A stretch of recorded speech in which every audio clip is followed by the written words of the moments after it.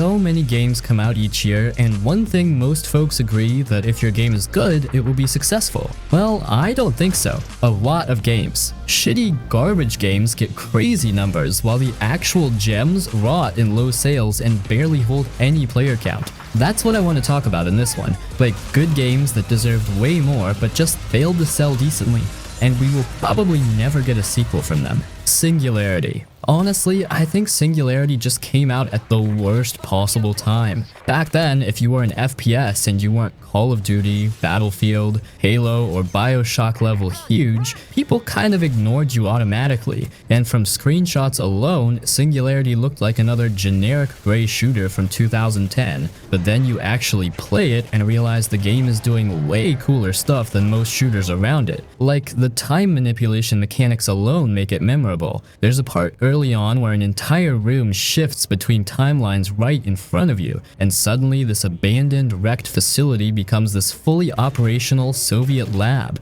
with people running around before everything goes to hell again. Stuff like that sticks with you.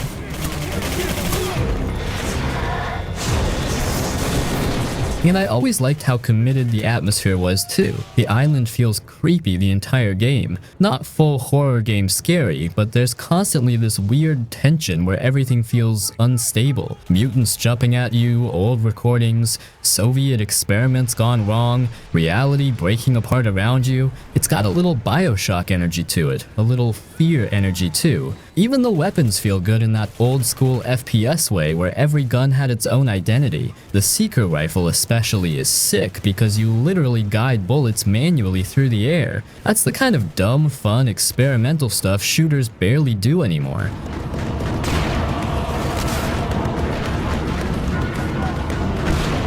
The game definitely has rough spots though. Enemy AI gets goofy sometimes, the story kind of loses itself near the end, and some sections drag a bit. But overall, it's one of those games where you can clearly feel the developers trying to make something memorable instead of just cloning whatever was popular at the time. And that's probably why people still talk about it now more than a lot of shooters that actually sold better back then.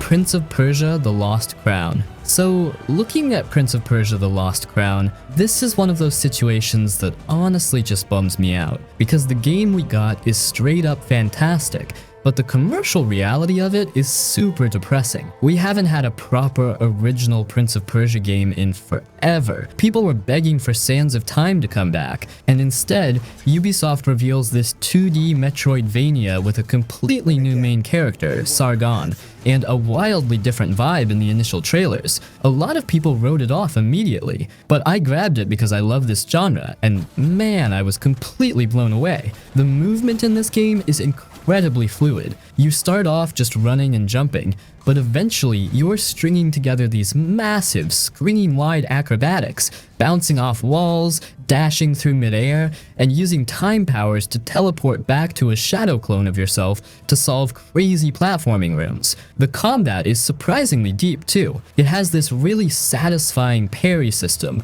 where if you time it right on certain heavy attacks, you get this super cinematic, flashy animation that just wrecks the enemy. It feels awesome every single time. And they actually solved one of the biggest headaches in the entire Metroidvania genre. You know when you find a door or ledge you can't reach, and you have to try and remember it for 6 hours later when you finally get the double jump? In The Lost Crown, you click a button, it takes a screenshot of exactly where you are and pins that picture right to your map. It is such a brilliant quality of life feature. But despite doing pretty much everything right mechanically, it just totally flatlined at retail. It supposedly only moved around 1 million or so copies in its first couple of months, which for a massive AAA publisher like Ubisoft is basically a massive failure. And I really think it comes down to a few bizarre decisions from the top. First off, they priced it at $50. For a side-scrolling platformer in a market where stuff like Hollow Knight exists for $15, that is a really tough sell sell for the casual audience. On top of that, they didn't put it on Steam at launch. They kept it locked to the Epic Games Store and Ubisoft Connect, which just totally killed a lot of that natural PC word of mouth. And honestly, it suffers from the Ubisoft curse. Everybody knows that if you wait 4 weeks, a Ubisoft game is going to be heavily discounted, so nobody felt the urgency to show up on day one. The fallout from it is just a huge bummer. The development team at Montpellier, who clearly poured their souls into making this tight, responsive, beautifully designed game, basically got broken up and shuffled onto other projects after the DLC came out. They apparently pitched a sequel, and executives completely shot it down. It's incredibly frustrating, because this wasn't some broken, buggy mess. The Lost Crown is really one of the most polished, fun action platformers I've played in years, and it just got left out in the cold. I will fulfill my destiny and save the kingdom.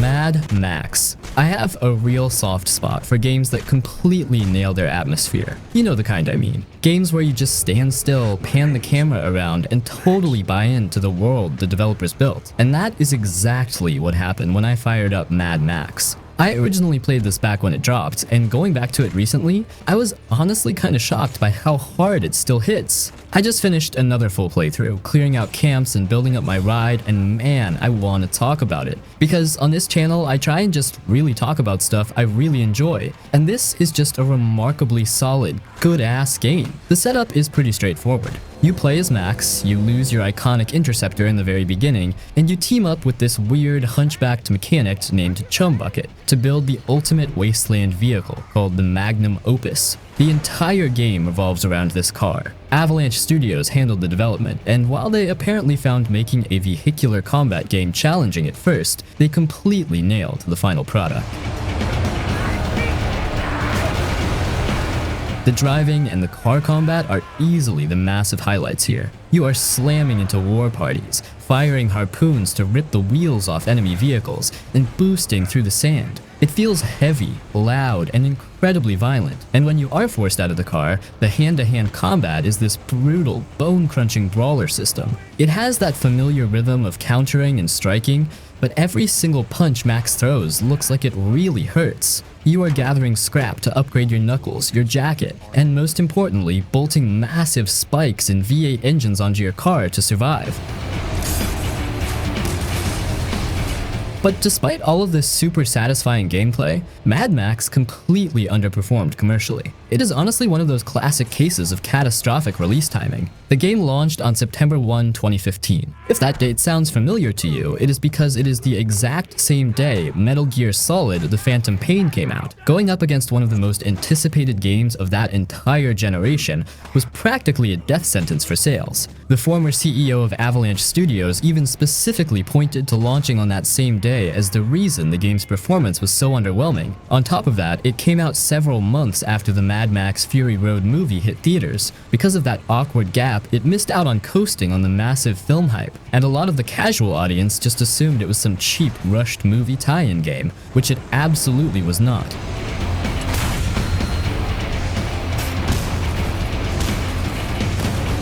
Yes, the quest design can get repetitive. You're doing a lot of the same camp clearing and scrap collecting over and over again, and critics definitely docked points for the story and mission structure, but the core loop is so buttery smooth that it just feels really fun to play. The environment and the graphics still hold up incredibly well, and wandering that desolate wasteland has this crazy lonely vibe that fits the character perfectly. Avalanche poured a ton of love into the vehicular carnage, and it shows. If you like the satisfaction of building something from a rusty frame into an absolute monster of a machine, you owe it to yourself to check this one out.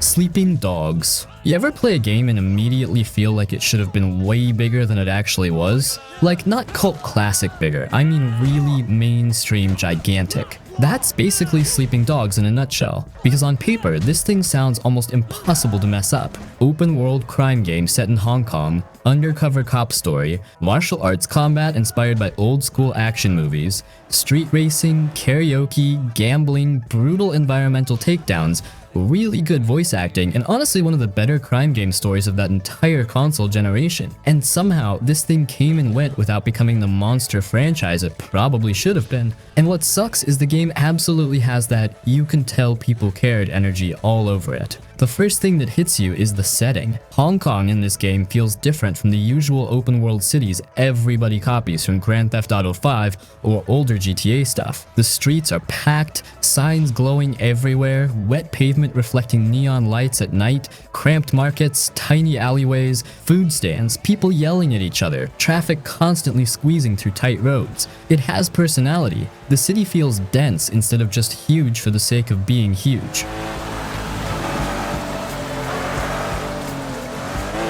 And then there's Wei Shen, who honestly carries the whole game. A lot of open world protagonists from that era were trying way too hard to be edgy or sarcastic all the time. Wei actually feels believable because he's constantly getting pulled apart mentally. He's an undercover cop getting deeper into the triads, and the game really leans into that tension. There are moments where he feels loyal to both sides, and moments where he clearly doesn't even know who he is anymore. The story gets surprisingly heavy later on too. Some deaths in this game really hit harder than people expect. And man, the combat, that's the thing everybody remembers. Instead of being another cover shooter clone like half the industry was back then, this game said, nah, let's make people punch dudes in the throat. The hand-to-hand combat is basically this really satisfying mix of Batman Arkham City style counters mixed with old martial arts movie choreography. Fights feel physical. Wei slams people into air conditioners, throws them into phone booths, shoves their faces onto spinning fans, tosses them into dumpsters. Every environment becomes a weapon, and the animations sell everything. That's why the combat still feels good today. Hits land hard. You feel the weight behind punches. Crowds react. Enemies stumble around. Some dudes panic when they realize they're losing. There's this raw street fight energy to it that a lot of modern open world games weirdly still don't have. Even driving around feels underrated. Cars have this arcadey slide to them that fits the city perfectly. Motorcycles especially are ridiculously fun because Hong Kong's streets are narrow and chaotic, so weaving through traffic actually feels intense. The game understands pacing too. One second you're in a brutal fistfight in a fish market, next second you're singing karaoke horribly, then suddenly doing a police bust, then eating pork buns from a street vendor. And dude, the atmosphere? Crazy underrated. At night especially, the game becomes kinda hypnotic. Rain pouring down, synth-heavy soundtrack, neon signs everywhere, traffic noise echoing through streets. It has this gritty crime thriller vibe that feels halfway between a Hong Kong cop movie and a late-night PS3 era comfort game. You can just drive around for like an hour doing absolutely nothing important and still enjoy yourself. But I think part of why it didn't explode commercially is timing. The game launched during that era where every publisher wanted their own massive open world franchise. The competition was brutal. Also, a lot of people sadly looked at it as Asian GTA clone without actually playing it, which completely undersells what made it special. Because honestly, it doesn't even feel that much like GTA once you're actually in it. It's way more focused, way more melee driven, and honestly, more personal. And another thing, this game had no business looking as good as it did back then. The definitive edition still holds up pretty well too. Character faces, lighting, the city density, weather effects, you can tell the developers squeezed everything they could out of that hardware. What really hurts though is knowing the studio got shut down, because United Front Games absolutely had something here. Sleeping Dogs felt like the start of a bigger franchise. You can imagine sequels refining the shooting, expanding the combat system, making investigations deeper, maybe pushing the undercover cop angle even harder. Instead, it became one of those games people randomly rediscover years later and go, wait, this didn't sell well? Yeah, somehow it didn't, and honestly, that still feels wrong.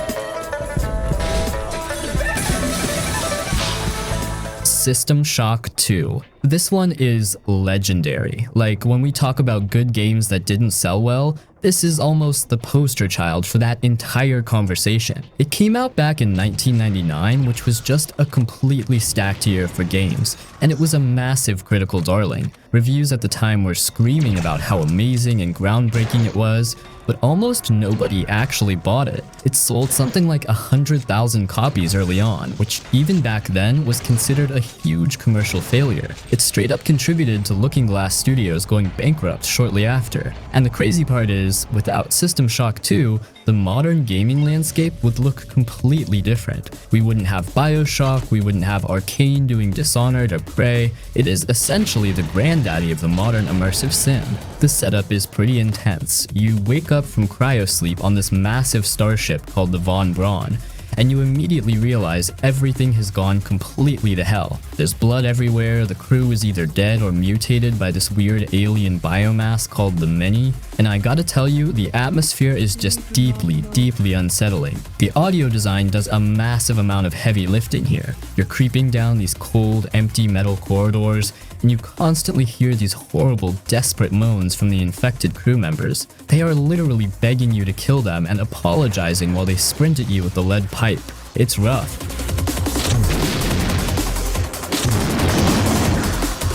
And then there's Shodan. I really don't want to spoil too much, even though the game is decades old, but Shodan is easily one of the greatest video game villains of all time. She's this rogue AI who speaks with this glitchy, stuttering, unbelievably arrogant voice, constantly looking down on you like you're an insect. Having her in your ear just makes the whole trek through the ship feel so incredibly oppressive. The gameplay itself is definitely a little janky by today's standards. It takes a minute to get used to the UI and the controls, but once it clicks, it really clicks. It's this deep mix of a first-person shooter, survival horror, and a heavy RPG. You're dealing with a grid-based inventory, basically playing Tetris with your ammo and health hypos. Your weapons actually degrade and they will constantly jam on you right in the middle of a frantic fight. It makes you feel so desperate and vulnerable. You're constantly scrounging for nanites to upgrade your skills, and the game gives you a lot of freedom, like do you want to be a hacker and bypass all the security? Do you want to dump your points into heavy exotic weapons? Or do you want to mess around with weird alien psionic abilities? You tackle problems your own way, and that level of freedom is something I always look for. It's definitely for a certain type of player, especially nowadays. It demands a lot of patience and it doesn't hold your hand at all. But if you like the satisfaction of outsmarting a game that actively hates you and surviving a truly hostile environment, System Shock 2 is just an incredibly good-ass game. It is a total tragedy that it didn't do numbers back in the day, but anyone who loves digging into gaming history absolutely needs to play it.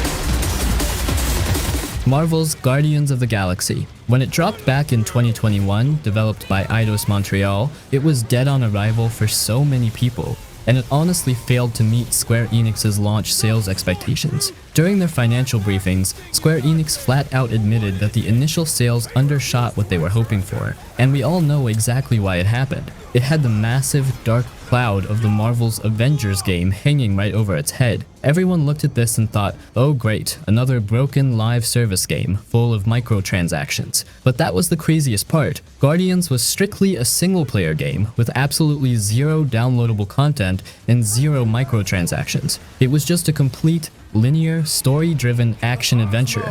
How you doing, buddy? And the story? It is fantastic. The game actually ended up winning Best Narrative at the Game Awards in 2021. The writing is top-notch, and it really keeps you interested all the way through the campaign. You play as Peter Quill, and you are constantly making choices, interacting with the crew, and just listening to them talk. The dialogue and the constant bickering back and forth are exactly what make these characters so good. It really feels like you are hanging out with the Guardians on this crazy space road trip. Plus, the soundtrack is just insanely good, winning awards for its music and having a killer licensed tracklist.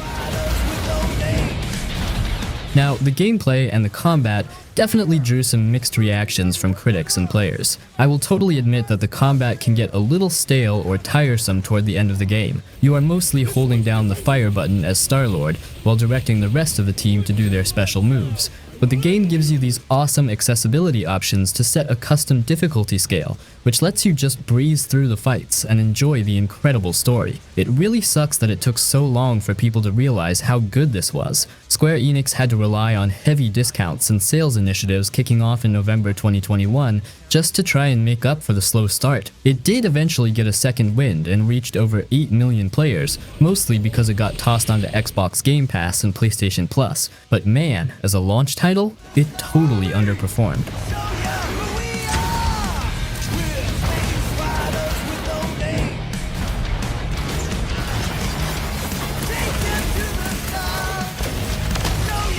Enslaved Odyssey to the West, there's something kinda sad about this game, because this is one of those games that came out during an era where publishers were obsessed with chasing giant blockbuster numbers, and if a game didn't become the next mega franchise immediately, people treated it like a failure. Meanwhile, this thing was sitting there doing a lot of stuff really well years before people started praising cinematic, character-driven action games again. And the crazy part is, if you play it now, you can actually see pieces of modern PlayStation-style storytelling games inside it. Like, this game weirdly feels ahead of its time in certain ways. The setup alone is strong. Post-apocalyptic Earth, except not the usual gray-brown nuclear wasteland everybody was doing back then. Nature has completely reclaimed the world. Cities are covered in massive overgrown vegetation, vines crawling over skyscrapers, sunlight cutting through broken buildings, robots wandering around ancient ruins like ghosts.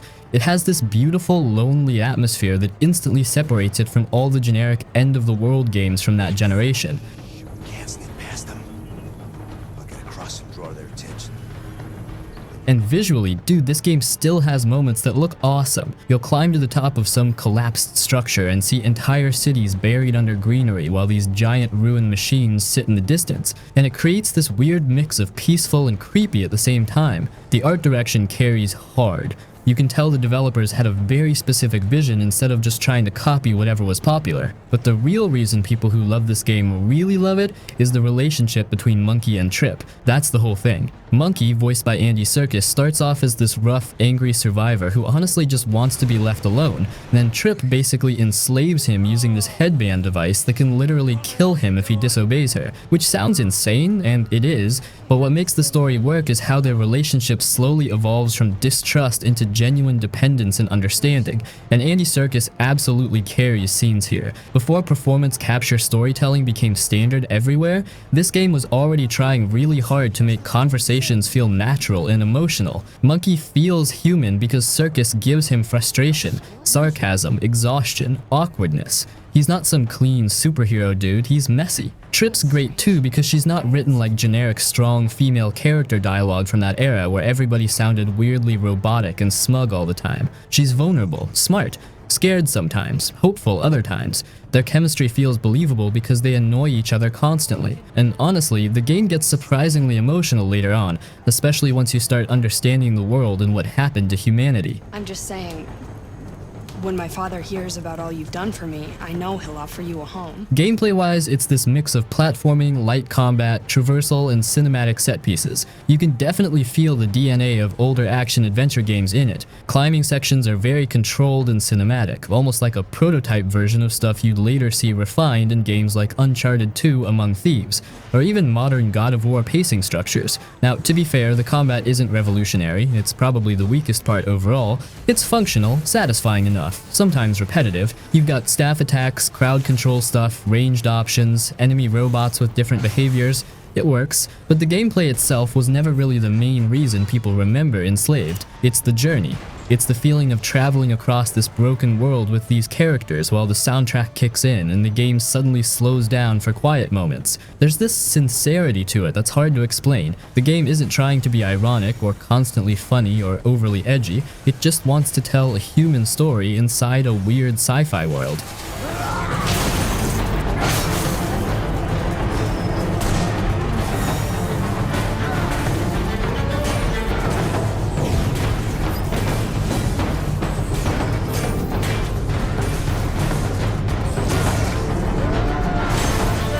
Alan Wake 2?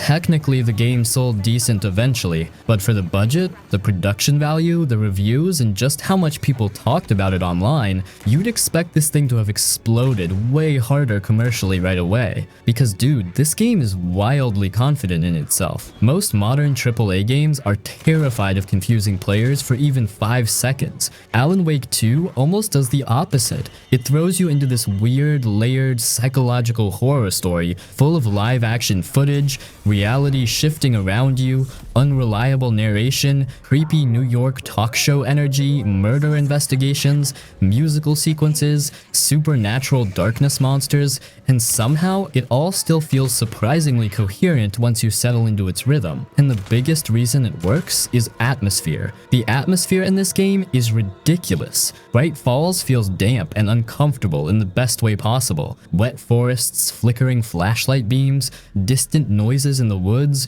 tiny rural buildings that feel weirdly real. Then you switch over to Alan's sections in the dark place, and suddenly the game becomes this surreal nightmare version of New York, where reality rewrites itself constantly. That contrast carries the whole experience. Saga Anderson's side feels grounded and investigative, while Alan's side feels like you're trapped inside a collapsing horror manuscript.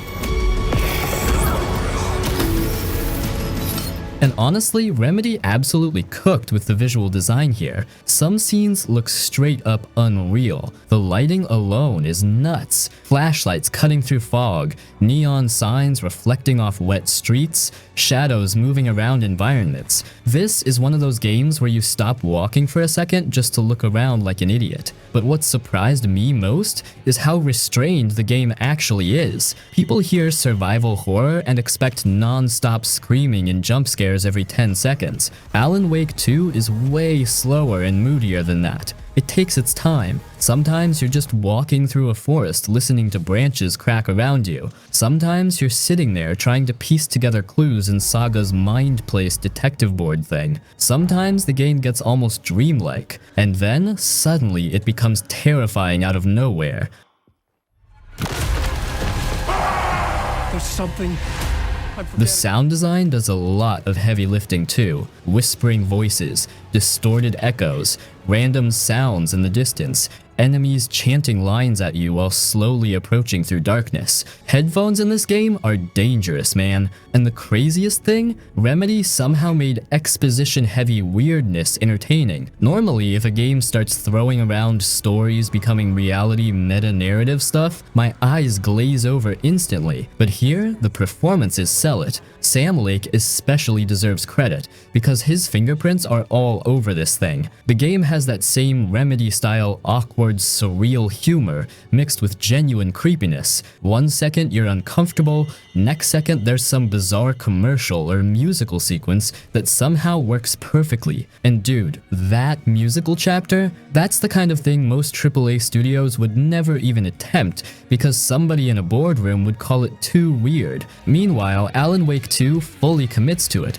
and it becomes one of the most memorable moments in gaming last year. Gameplay-wise, I also think people undersell how good the survival horror mechanics feel. The flashlight system still works great because enemies feel threatening when darkness shields them. Ammo stays limited enough to keep tension alive. Exploration rewards you constantly. And unlike a lot of bloated modern games, this one actually respects pacing. Now, to be fair, I totally understand why this game didn't become instant mega mainstream GTA level successful either. It's weird, like really weird. You kind of need patience for it. You need to pay attention. The story intentionally messes with your head. There are long stretches focused on mood and investigation instead of action. And if somebody just wants a straightforward shooter, this game probably loses them fast. Plus, it launched in a ridiculously crowded period. 2023 was stacked with massive releases already eating everybody's time and money. But man, this feels like one of those games people are going to keep revisiting years later, because there just aren't many AAA studios making stuff this specific anymore. Most publishers smooth every rough edge off their games trying to appeal to everybody. Alan Wake 2 feels handcrafted by comparison. Messy in places, indulgent sometimes, but memorable constantly. In the lake house, all agents converge on the facility now.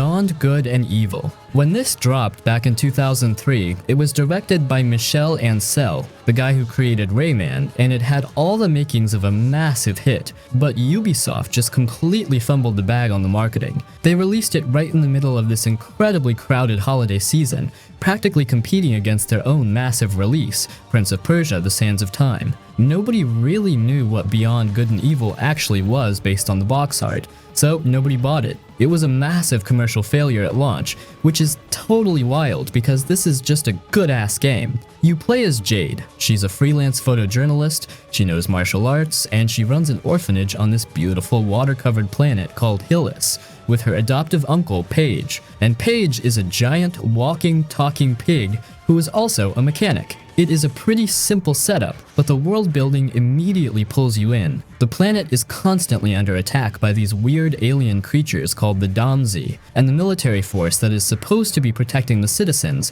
the Alpha sections, is acting super sketchy. So Jade shuts off her normal routine and gets recruited by an underground resistance network to basically expose the truth using her camera. The game is straight up this crazy melting pot of different genres, but it all comes together so well. The photography is the stuff that always really calls to me. You aren't just taking pictures for the story, you are actively cataloging the wildlife of Atlis to fund your adventure. You see a weird glowing frog or a massive flying manta ray, you pull out your camera, snap a pic, and a scientific research facility pays you for it. It gives you a real reason to actually look around and pay attention to the environment. Then, because Atlis is mostly water, you get around in this beat-up hovercraft. You can buy upgrades for it from this rhinoceros-run garage, enter races, fight giant sea monsters, and just cruise around. It makes the world feel so connected. And when you are on foot, you are sneaking through these heavily guarded military facilities, solving environmental puzzles and getting into light, flowy combat using Jade's Daijo staff.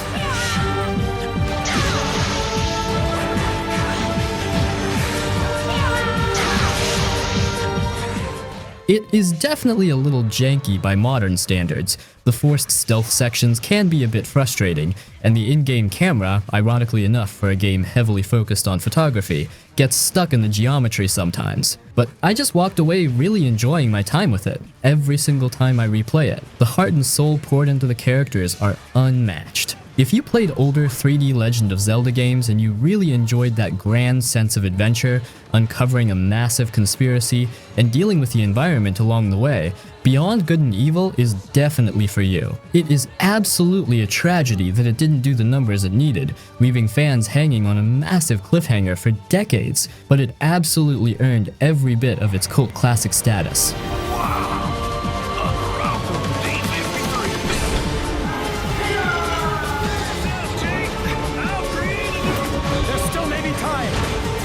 Quantum Break. When you talk about big, weird swings in the gaming industry, you absolutely have to talk about this one. Remedy Entertainment, the studio behind Max Payne and Alan Wake, partnered up with Microsoft back in 2016 to make this massive Xbox One exclusive, but the marketing was totally confusing. Microsoft pushed it as this bizarre hybrid between a video game and a high-budget live-action television show. People didn't really know what to make of it. Plus, the Xbox One was still struggling to find its footing back then, and forcing players to stream 20-minute PV episodes between chapters just killed the pacing for a lot of people. It completely underperformed commercially, which is a massive bummer because the actual game part of this package is really incredible. The setup involves this time travel experiment gone totally wrong, causing time itself to start fracturing and breaking down. You play as Jack Joyce, played by Shawn Ashmore, and suddenly you are equipped with all these crazy time manipulation powers.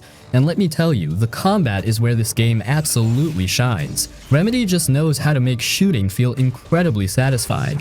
You aren't just sitting back hiding behind cover, you are actively rushing enemies using a time dash, freezing them in these localized time bubbles and pumping a dozen bullets into the bubble so they all hit at the exact same time when the freeze drops. You get a time shield, you can blast enemies with time ripples, and the visual effects are absolutely mind-blowing. When time stutters and the whole environment freezes with debris just hanging in the air and the lighting completely distorting around you, it looks gorgeous even by today's standards.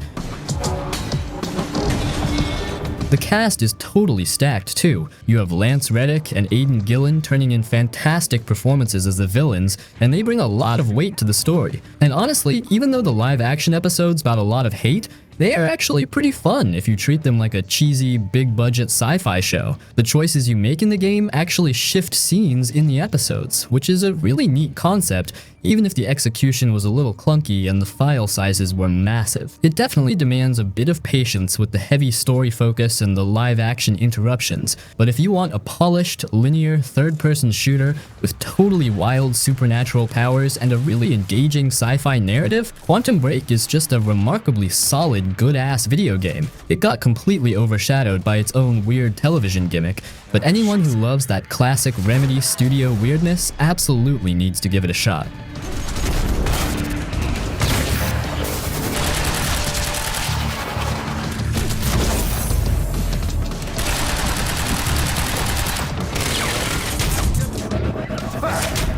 The Last Guardian. Look, there are some games that you play and you can just feel the absolute agony and passion that went into making them. The Last Guardian is 100% one of those games. If you were paying attention to gaming news back in the day, you already know the insane history here. The developers behind Shadow of the Colossus announced this thing for the PlayStation 3 way back in 2009. People lost their absolute minds, and then it just vanished. It was trapped in development hell for almost a decade, jumping hardware generations, until Sony finally pushed it out the door on the PS4 in 2016. Usually when a game stews in the oven for that long, it comes out as a complete unplayable disaster, but what we actually got was this beautifully flawed, incredibly emotional journey. The whole hook of the game is your relationship with Trico. You're playing as this little kid trying to escape a massive, crumbling ruin, and your only way out is working with this giant, terrifying, feathered dog-bird monster. And the developers did something really crazy here. They didn't just program Trico to be a standard video game companion that instantly does whatever you command. They programmed him to act like a real, stubborn, wild animal. Sometimes you point at a jump and he does it perfectly. Other times he gets distracted, or he's too scared to move past a puzzle, or you have to literally climb on his back and pet his feathers to calm him down after a fight.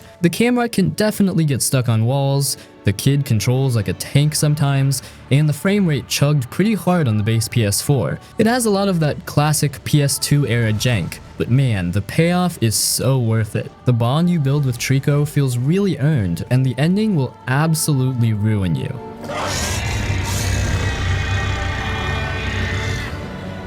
But all that development time basically sealed its fate commercially. When a game takes 9 years to make, the publisher needs it to move an absurd amount of copies just to break even, and The Last Guardian just didn't do that. It sold okay for a niche puzzle platformer, but it was supposed to be a massive system seller. By the time it actually dropped in late 2016, the gaming landscape had totally shifted. It was competing for attention in a holiday window packed with massive mainstream heavyweights. A lot of players picked it up, got incredibly frustrated when Trico didn't immediately listen to a command, complained about the controls on Twitter, and just bounced off it. It was widely considered a commercial disappointment for Sony. Honestly, it bums me out because we are probably never getting a major publisher to write a blank check for an artsy experimental game like this ever again. We just have to appreciate the fact that it actually exists.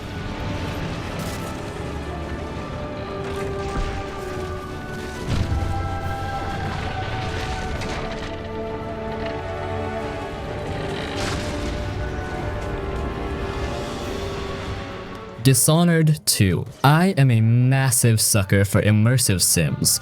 Games that just drop you into a meticulously crafted sandbox and say, figure it out however you want. And when it comes to that specific genre, Arcane Studios is basically royalty. I replayed Dishonored 2 recently, and man, I was just constantly shaking my head at how insanely talented that team is. The hook this time around is that you can play through the entire game as either the returning protagonist, Corvo Attano, or an older, extremely lethal Emily Caldwin. They both have completely different sets of supernatural powers, which makes the replay value absolutely off the charts. You can ghost through a level without touching a single guard, or you can turn into a literal shadow monster and rip the entire map apart. But the real star of the show here is the level design. It is honestly some of the best I have ever seen in my entire life. There is one mission called the Clockwork Mansion, where the entire house physically shifts and transforms around you when you pull levers. You can actually slip behind the walls and navigate the gears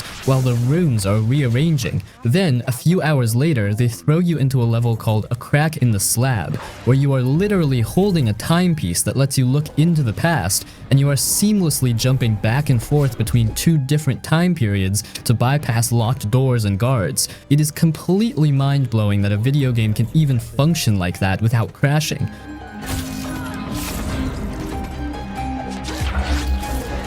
But for whatever reason, the mainstream gaming audience just totally ignored it. Dishonored 2 launched in November 2016, and the physical sales in the UK were down something like 40% compared to the original game. That is a massive, terrifying drop for a AAA sequel. Part of the blame definitely falls on the release window. Late 2016 was absolutely packed with heavy hitters, and immersive sims are already a pretty tough sell for casual audiences who just want to run and gun after a long day at work. On top of that, Bethesda made this wildly controversial decision right before launch to stop sending out early review copies to the press. That meant there were 0 reviews on day 1, completely killing any natural hype or momentum the game could have built. And to make matters worse, the PC port was a technical disaster at launch. People were dealing with massive frame drops, stuttering, and hard crashes, which meant the Steam reviews were instantly slammed with negativity. It took months of patches to finally smooth things out, but by then, the damage was completely done. It is honestly a tragedy, because underneath all that corporate mishandling and launch jank is an absolute masterpiece of game design. If you skipped this one because of the bad buzz back in 2016, you are seriously missing out on a legendary ride.